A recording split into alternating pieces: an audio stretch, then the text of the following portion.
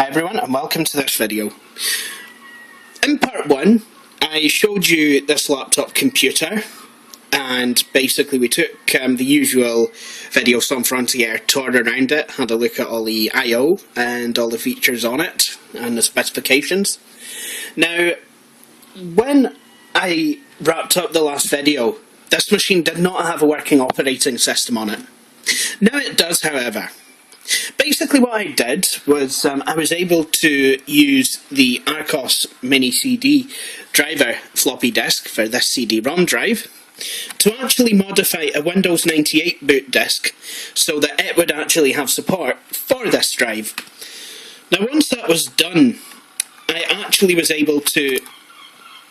was actually able to go ahead and copy the Windows 95 drivers to the C drive, well, the Windows 95 installation folder to the C drive.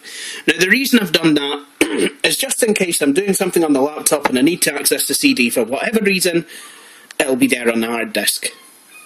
And I'm not going to have to run around getting the disk drive out and getting the Windows 95 CD. So I was going to record this earlier in the setup process, but I did get a Skype phone call and I was unable to do so. And however, I have actually went ahead and started the Windows 95 install, and now this is actually running on this machine, and obviously there's you know, still stuff that I have to do.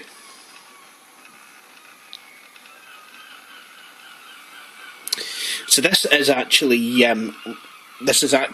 going to go into Windows 95 for the first time after the DOS portion of setup. Well, when I say DOS portion, I mean it's, you know, running out of a DOS environment. It's, well, Windows 95 is, but you know what I mean. It's kind of the part of setup that looks like Windows for Workgroups.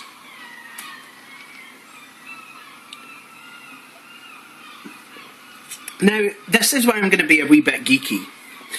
Whereas the Windows 98 setup wizard kind of looks, it continues the wizard user interface, this kind of just looks like Windows 95 loading and doing a couple of procedural things. The first thing you have to do after Windows 95 is supposedly loaded for the first time is log in. Now, because I'm on camera here, I'm not going to be putting in my password. So I'm just going to type my name. And then I'm just going to hit OK.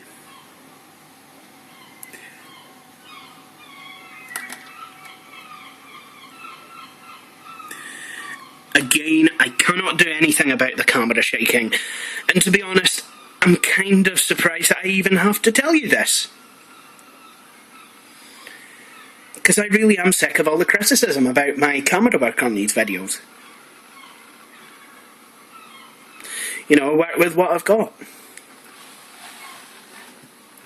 So Windows 95 is now searching for new hardware.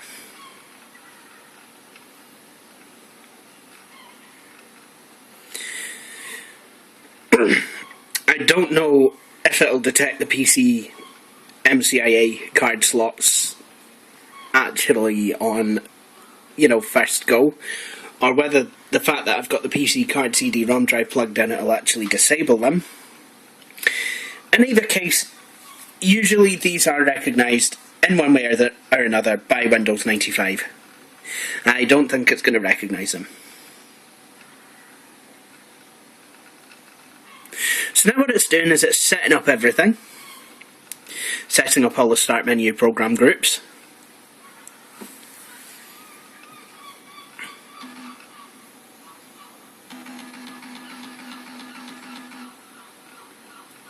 Don't be alarmed if the floppy disk tries to seek at this point. It usually does that. Now to set up my time zone. I don't live in the Pacific time zone, so it's time to try and use this mouse.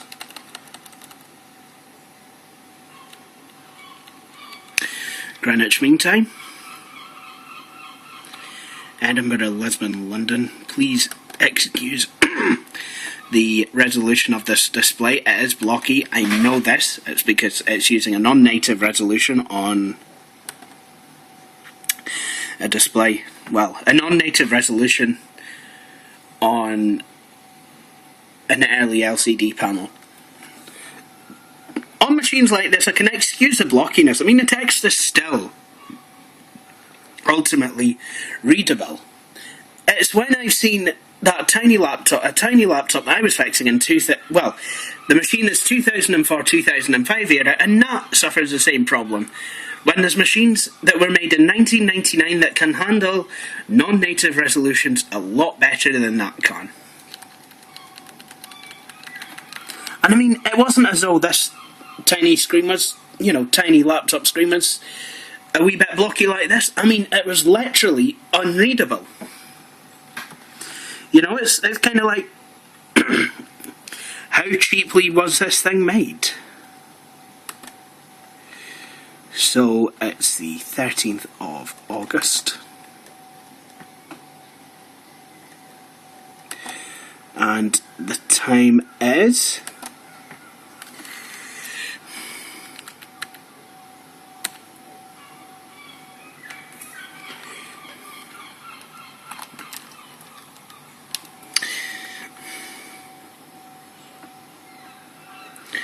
Yes, it's that time. I'm meeting someone for coffee today, thank goodness.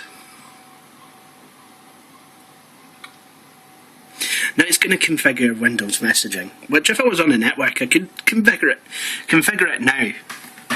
The out-of-the-box experience for Windows 95 was actually really quite amazing.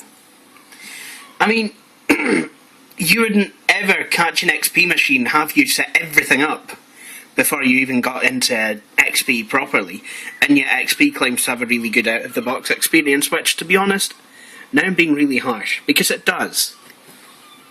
XP will support high colour on most graphics cards out of the box, even if it's not the correct driver.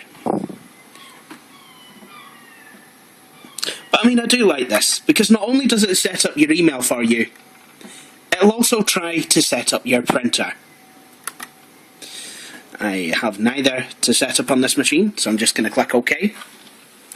And before I do anything, what I think I'm going to do is I'm just going to shut this down. And then I'm going to unplug the CD drive, because I don't need it at the moment. And I can spend the time actually setting up the PC card slots.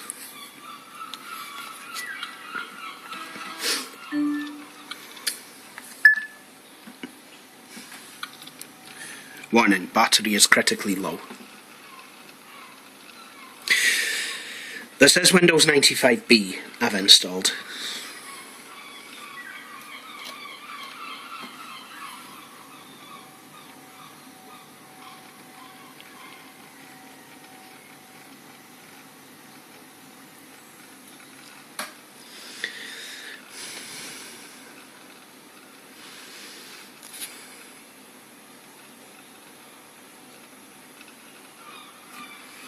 Okay, so this is a Windows 95 desktop.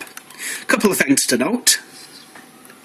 I do need some video card drivers, and I also need some sound drivers. All of which I will be able to actually pull off of Dell's website. Okay, now here we go. PC card device disabled. So let's uncheck that, and let's enable it, and then it's going to ask if I have any real mode PC card DOS drivers. At this point I don't. So what's going to happen now, it's going to shut the machine down. Now it would do this in order so that I could actually go ahead and install the PC card slots. But as they're already installed, I can basically just flip it back on.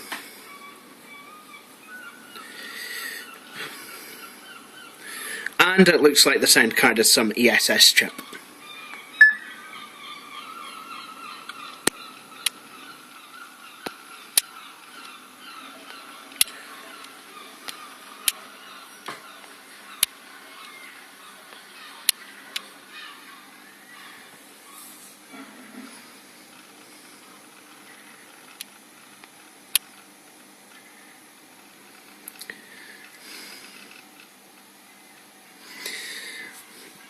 And now the computer's restarted. And it's going to go away and install everything. Well, PC card hardware. So let's have a look, see what's happened here. And the PC card controller has been installed.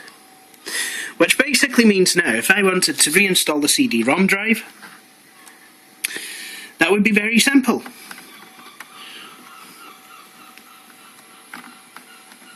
Remember how tricky it was on your desktop to install it?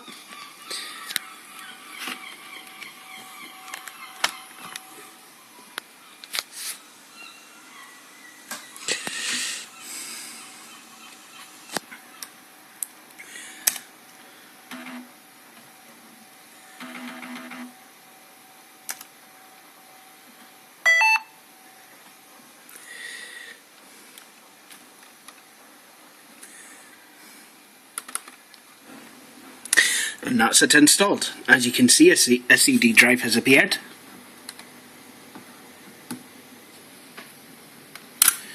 And the device is getting power. So let's just test that it'll actually read.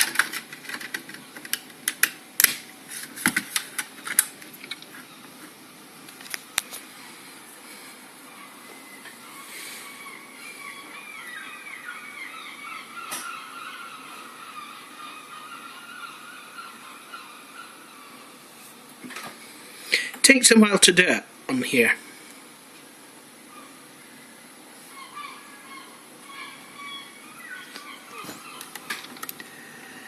There we go. And that's Windows 95 installed.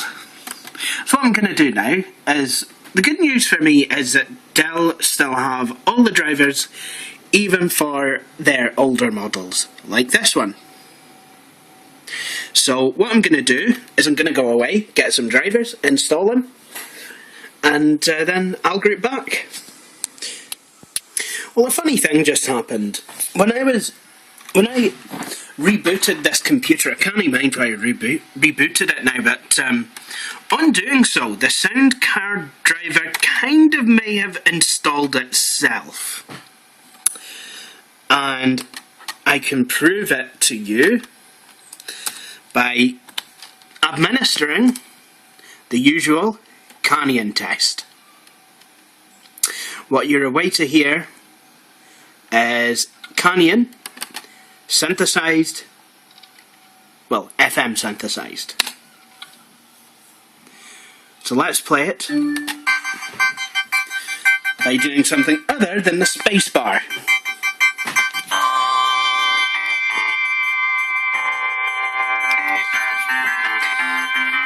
This is not Chris Rogers, but I'm proud to be here with you, Kawasabi.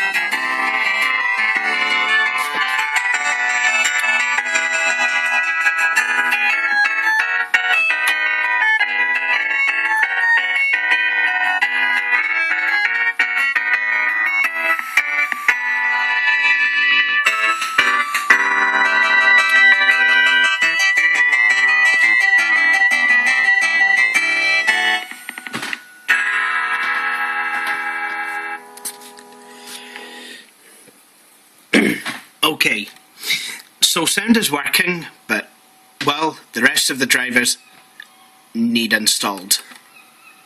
So I burnt a CD with some drivers and some utilities on them. Now, unfortunately,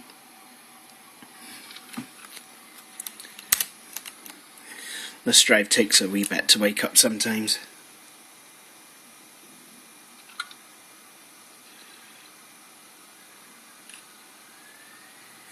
There we go.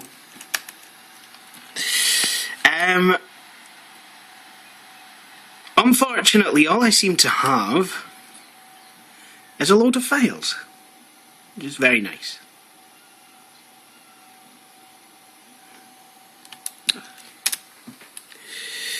Do you know what? I'll probably use a CD cleaner on this.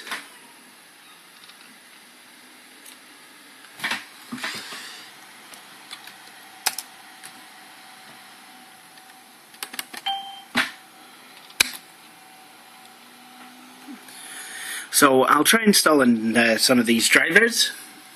Unfortunately, I wasn't able to get the machine to pause at startup. So you know that was a wee bit difficult. So I wasn't able to identify the video chipset, even though it does tell you it. So I basically just downloaded all the available video drivers and just hope one of them actually works. So I'll group back here once I've done that. So, here's an update on the machine. All of the internal drivers are installed. I have sound, I have display. However, because I've got less than a meg of video RAM, basically I can't actually have 16-bit colour in the screen's native resolution of 800 by 600. It'll only display 800, 600 and 256 colours. But yeah, apart from that, you know, I think this is absolutely brilliant, and to be honest, it's I think it's better in some ways that I can't access high colour modes in the screen's native resolution. Basically means if I want to play a game of something, I'm not going to have the headache of having to reset the resolution. So I'm just installing Netscape, so in case I ever wanted to go online with this machine. And it's just installing now.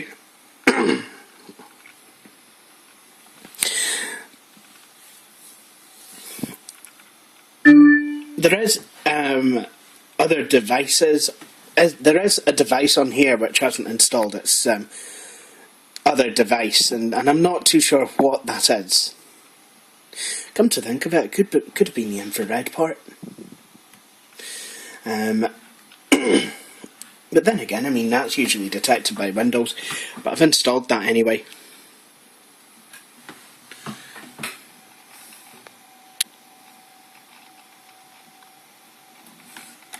So this is Netscape installing.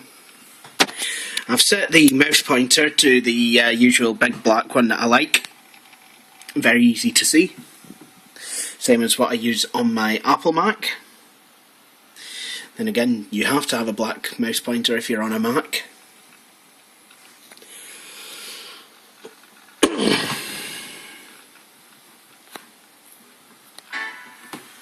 Do I want to view the README file? No. So now I have to restart the computer.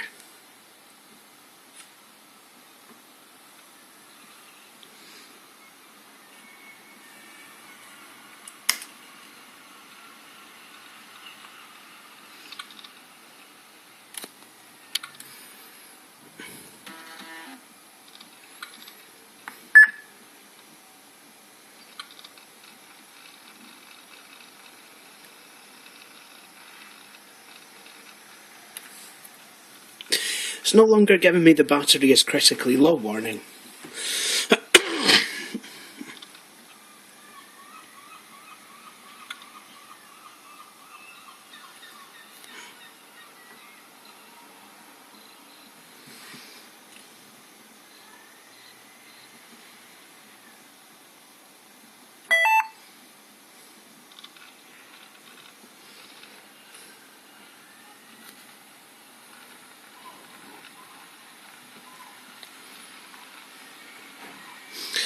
and my computer is set to, well, the desktop wallpaper is set to Inverness Waterfront, which is nice.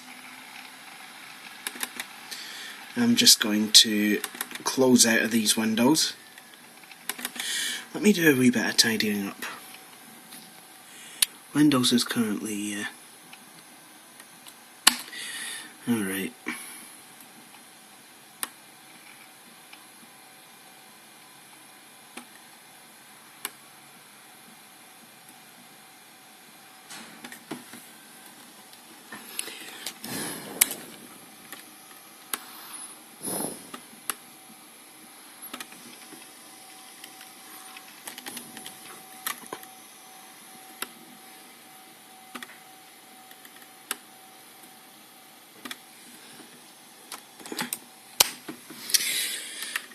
Okay, and now to install the Ethernet drivers. So to do that, what I'm going to do is just push in the card, and that has induced the Found New Hardware Wizard. Now it couldn't find the drivers on first try, so I need to go to other locations.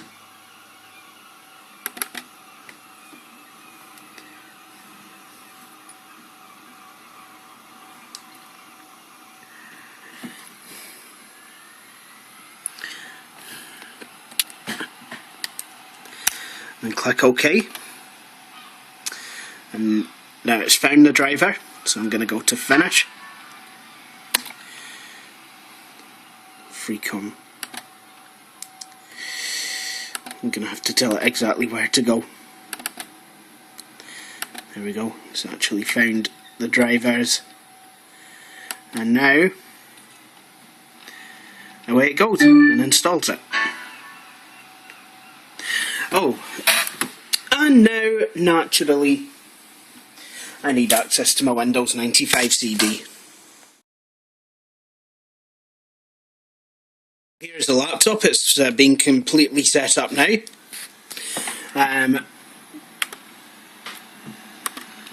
For some reason, I don't know why, but the secondary device driver just doesn't, it says the device is not present.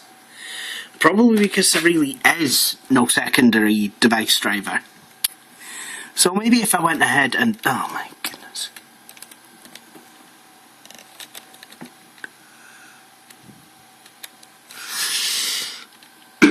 So I can't actually delete that.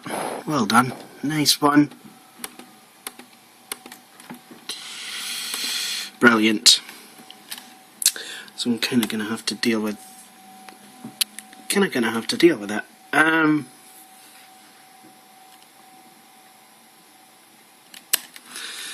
However, it seems that there's no problems with the rest of it.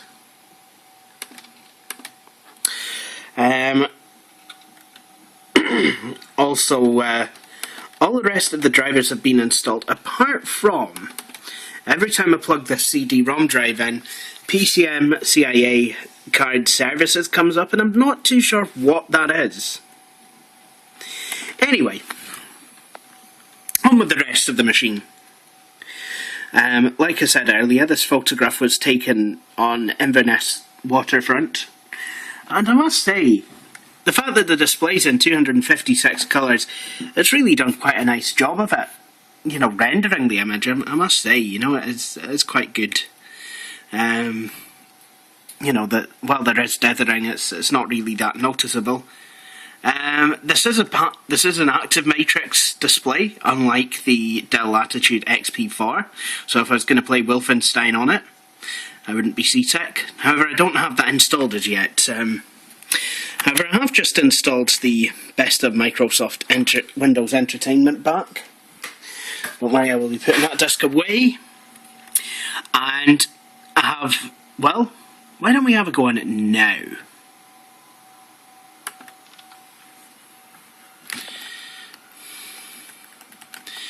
Oh, it's me making a fool of myself again.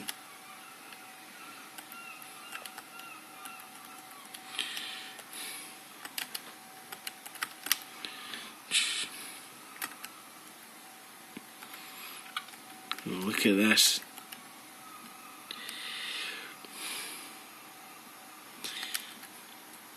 Missed the tree, but hit something else.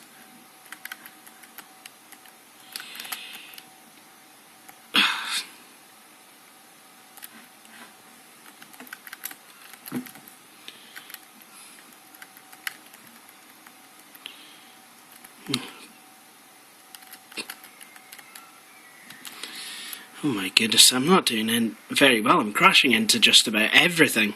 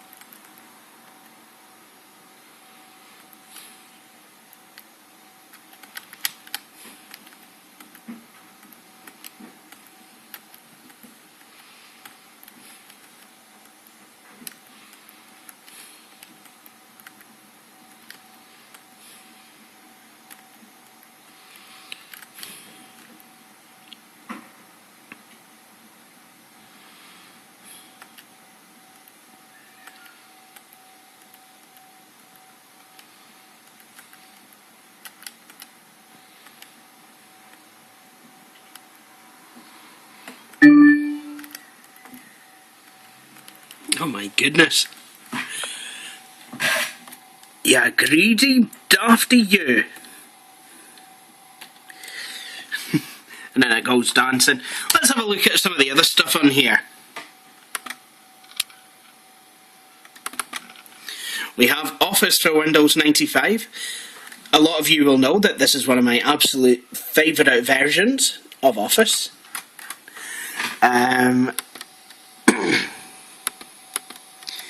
You'll also know, well, there's also WinRAR on here. It's quite an early version. And I've also installed the mouse pointer pack. Microsoft Plus isn't yet installed on this machine.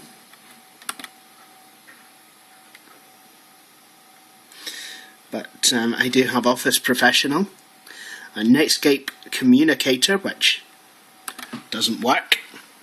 But I'll just load up the browser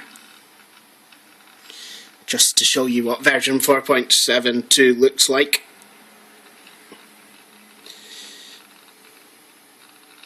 So basically it's stereotypical 90s web browser. Everyone used it in the 90s.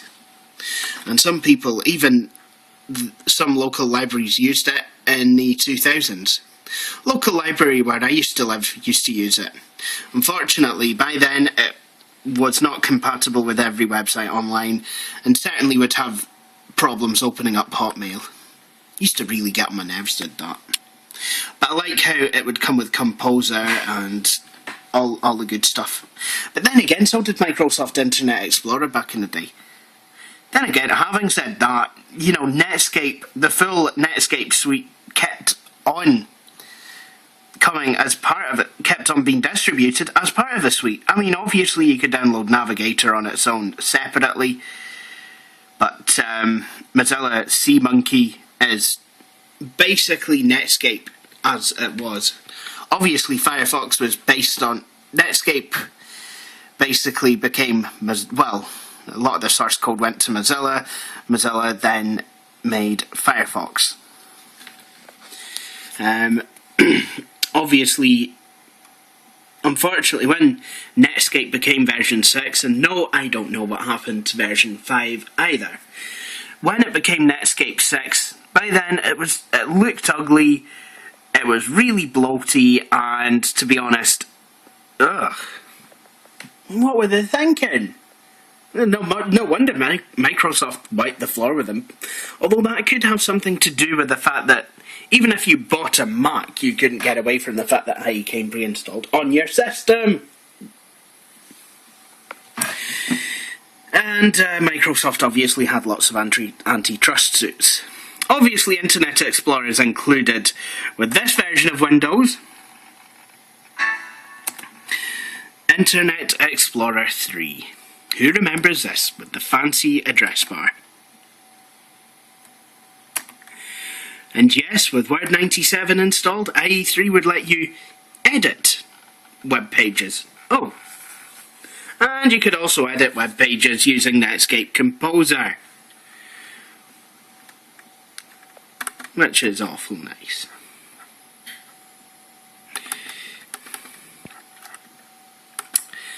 So when you've done for the day browsing the internet, writing Word documents, spreadsheets, databases, obviously on the road, because it's a laptop,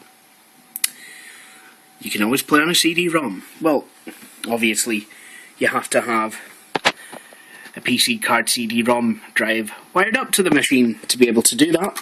But once done, soon as this wakes up, which for some reason with this computer it takes a long time,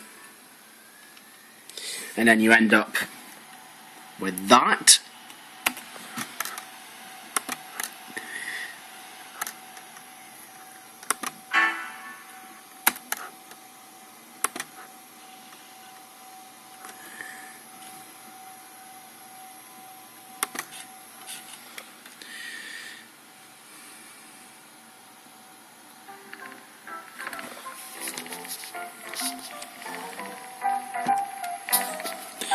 This machine will work really quite well as a multimedia machine.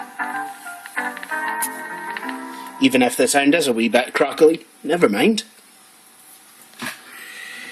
Just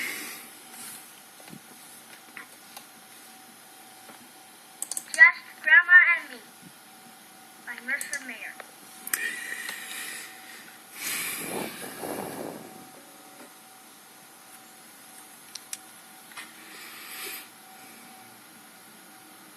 Hi, I'm Little Critter. Welcome to Living Books. To have the story read to you, press this button. To play inside the story, press this button. Come on, who's going to have the story read to them when they can play along?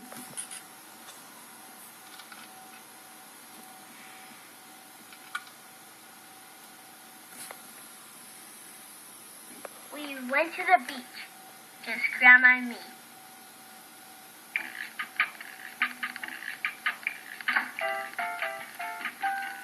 I remember playing this at school. I had such fun with it.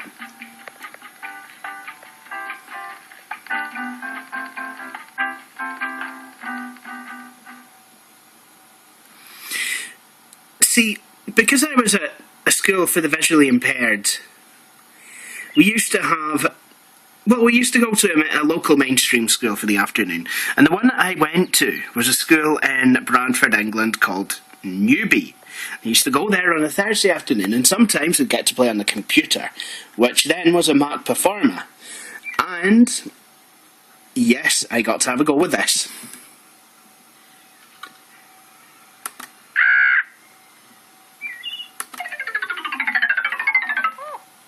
Oh!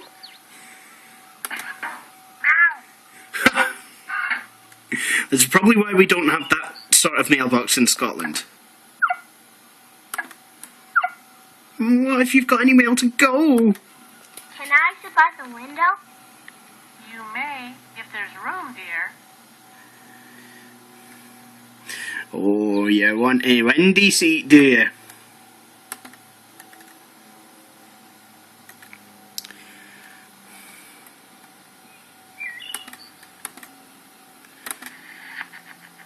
Nice. Okay.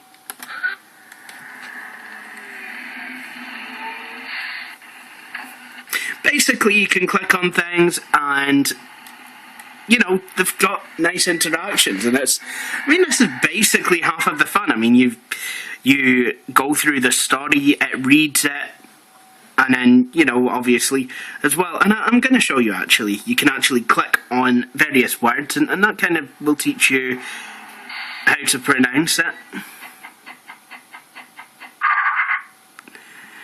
Whoa, excited much? I wanted to set up the beach umbrella, but the wind was too strong. As you can see, it's highlighting words as it's reading them.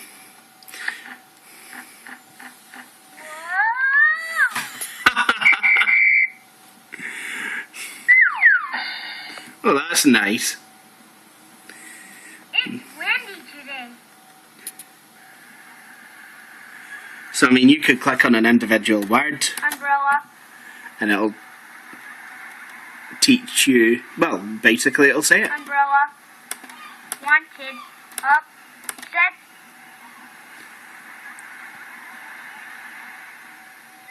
I wanted the umbrella up.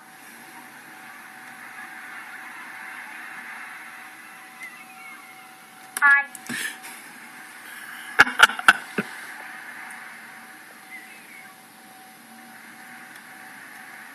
strong wind. The beach was too strong. Okay, well, I best get out of this before I make any more innuendos.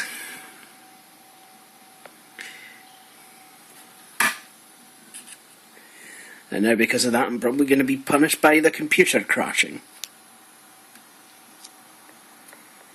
To have the story read to you, press this button.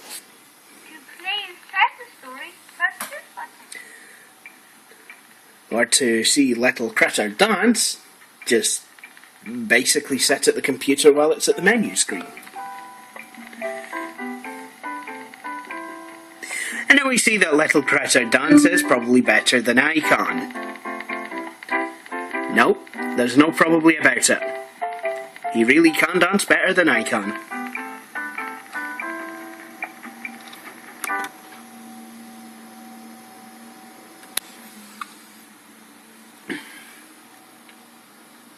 Do you want to quit?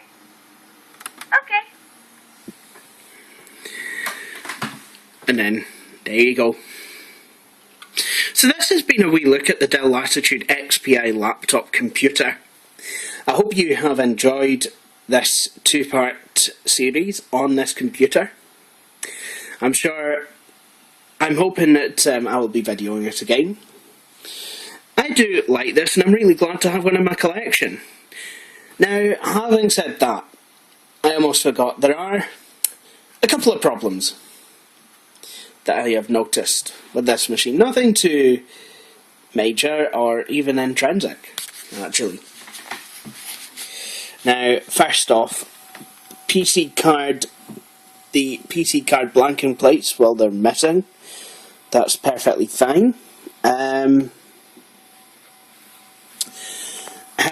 this machine has got some stands. This one, however, seems a wee bit loose. Whereas this one is actually quite tight. And basically what you're supposed to do is lift the laptop up and then the stand will fold under. With the left hand side one, it's not necessarily going to do as it says. The right hand side one will snap into place, whereas the left hand one, and there's kind of some sort of locking thing, but it's not really there. And of course, we have the missing catch. Also, if I move this laptop anywhere, it will power off immediately. Now, I don't know if that's to do with the power cord or the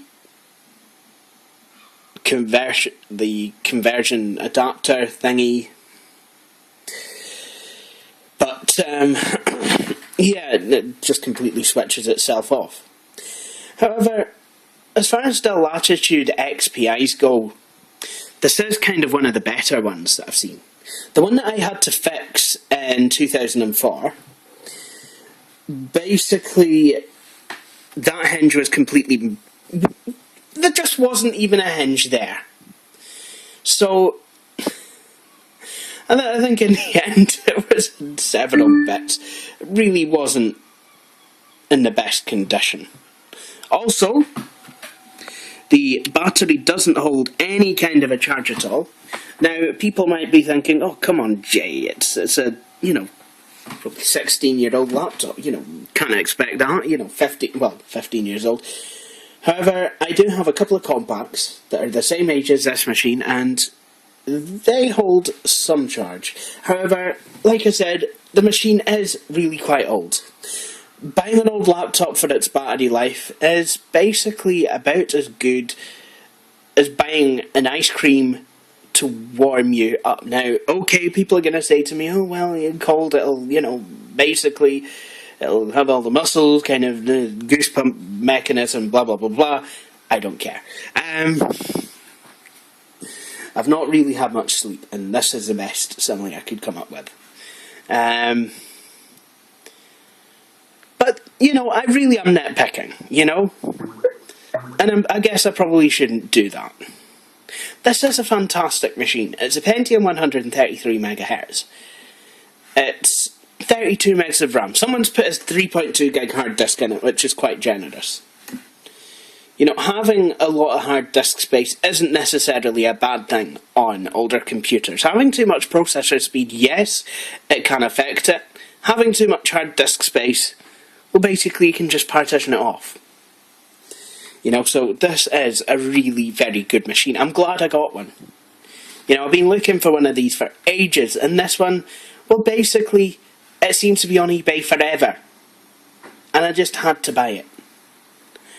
And I'm kind of glad I did. I mean, I've no money now. Then again, anyone who's listening, watching this video, who knows about my personal circumstances, I didn't buy this machine last week or anything. I bought it a wee while ago. It's only now that I've really had a chance to get it out properly and had, you know, good test of it and video and what have you. But I really do like it. You know? These machines are, you know, they're charming. You know, fantastically computed. So, yeah. You know, and these machines kind of remind me of, you know, when I was at school. Because there was a couple of Windows 95 machines floating around at school. Pentium 1 era. And yes, this is the same sticker that you'll find on a Packard Bell Legend computer.